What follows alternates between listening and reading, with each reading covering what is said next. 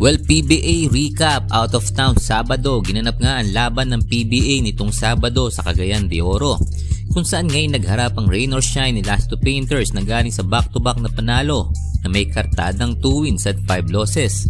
At ang Magnolia Chicken Templados naman nananatili pa rin walang talo sa kanilang 7 laban.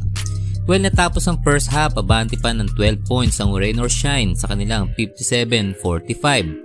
Sa pangunguna ng kanilang import na kumamada ng 19 points. Malaking bagay din ang kanilang mainit na opensa beyond the arc, shooting 52%, 9 out of 17.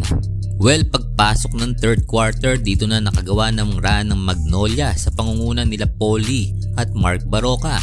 Dito na rin dahan-dahang uminit ang opensa ng kanilang import na si Tyler Bay sa kanyang 18 points.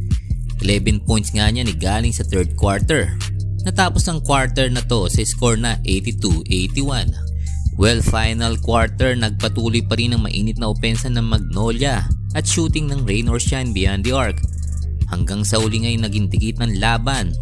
Ngunit sa dulo ay nakuha pa rin ng rain or shine ng panalo at naibigay na nila sa Magnolia ang unang pagkatalo ngayong Commissioner's Cup. Sunod na makakalaban ng Magnolia ang Terra Firma Jeep ngayong Miyerkules, December 20 sa Smart Araneta Coliseum.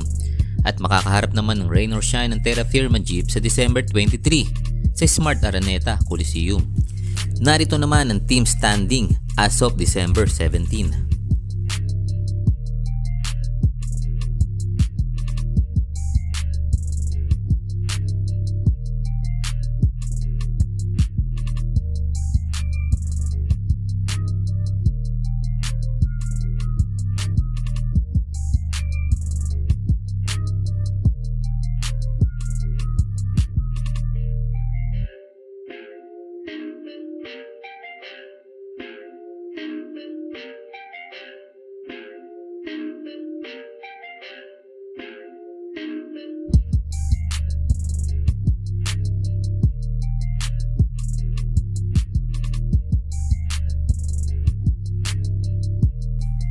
Narito naman na maglalaro ngayong linggo, December 17 sa Inares Center, Antipolo.